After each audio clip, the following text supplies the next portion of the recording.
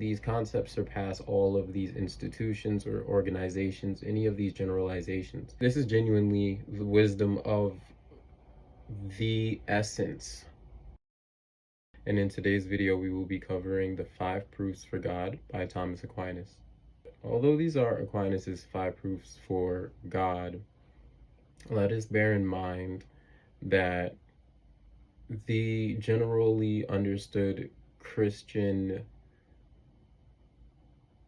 expression of that which inspired the divine within humanity, or inspired any seeking of the divine within humanity, it is not what people were speaking about several hundreds of years ago. There's a lot for anyone of any path to get from this, because the truth of it is it draws back to natural law and natural philosophy, very perennialist, very Akan, Nyame, Hindu, Brahma, the Tao. These kinds of concepts are what we are looking at, and these concepts surpass all of these institutions or organizations, any of these generalizations. This is genuinely the wisdom of the essence. The first of Thomas Aquinas' 5 proofs is the argument from motion. This is a cosmological argument bookend. And the cosmological argument, I will tell you the ending bookend when it comes up. We observe things in motion. Something must have put the first thing or first things in motion. That something would have to be the point of origin of all motion. Nothing put it into motion. The second proof is the argument from causation.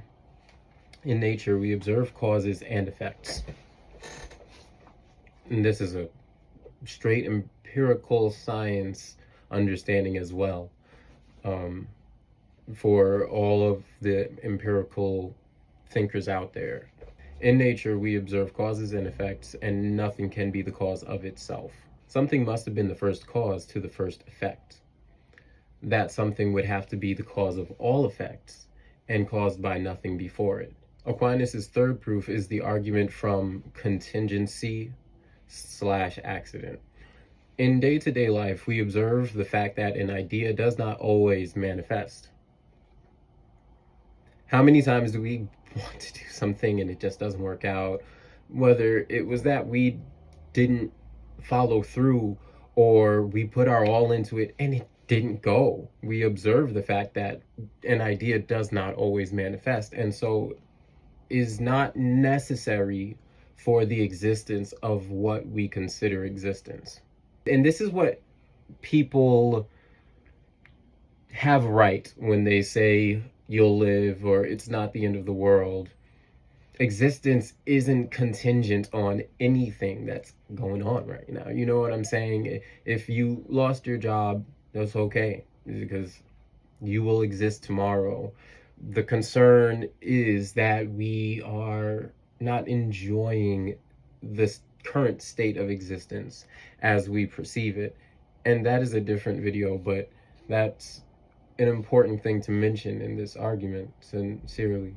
To what Aquinas was saying, at a level of understanding, I was born by the happenstance of my parents procreating together.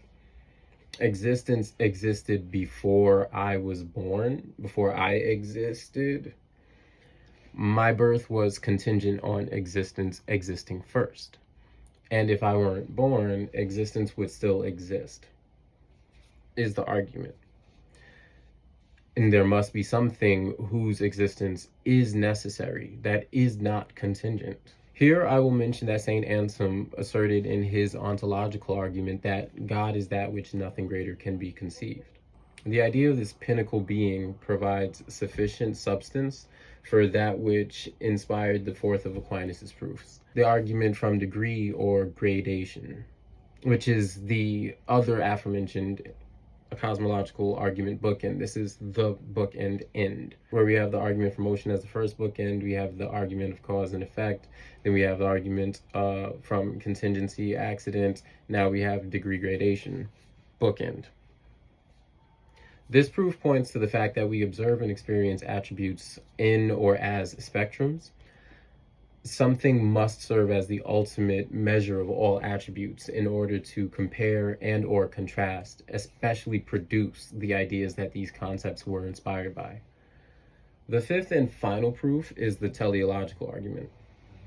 The focus of this proof is the fact that we observe designed functional expression and transformation in nature. This is all apparent. I say that for metaphysical reasons that we will certainly get into in a further video. I just think it pertinent to consider this at this very moment, that existence, perceivable existence, has a lot that's apparent about it. And so we just want to hold on to that wisdom as we continue through this journey. So for an example of this design, functional expression, and transformation in nature, we observe that objects that are not intelligent in the way that is generally understood, like planets, follow a similar motion in the sky about the same amount of time, cyclically. How do they avoid calamity and maintain perfect harmony? How does the Earth remain in the habitable zone in such a way that allows for the sustainment of physical life? Because in order for water to be in the liquid state that allows for life to flourish, the Earth could not be too far or the water would freeze. And if it was too close to the sun, of course I'm saying, the water would evaporate. And so it's just not sustainable anywhere further or closer.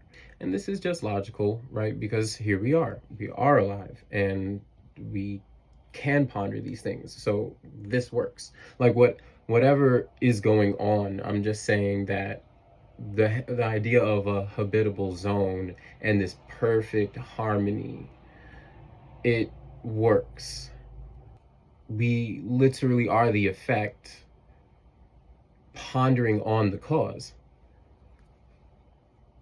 And so this would be the premise for an intelligent designer or grand architect as God, or that which has inspired our idea of the divine, has been called in a lot of the Western schools post-Eastern distortion. About 500 years ago was when they decisively split natural science philosophy from empirical science, which is just science as we know it today. So those are the 5 proofs of Aquinas's. We see that it is not just in spiritual woo-woo theological ways that people throughout history have ventured to prove the existence of that which inspired our idea of the divine. These people are thinkers. They observe, they do use empirical evidence when coming to these conclusions. Their proofs are deduced from nature. And to even further take the inductions that we can from science should not separate the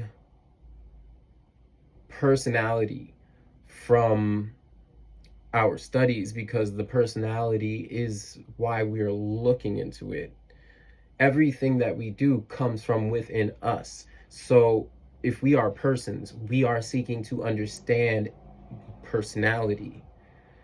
And the idea of personality came before people.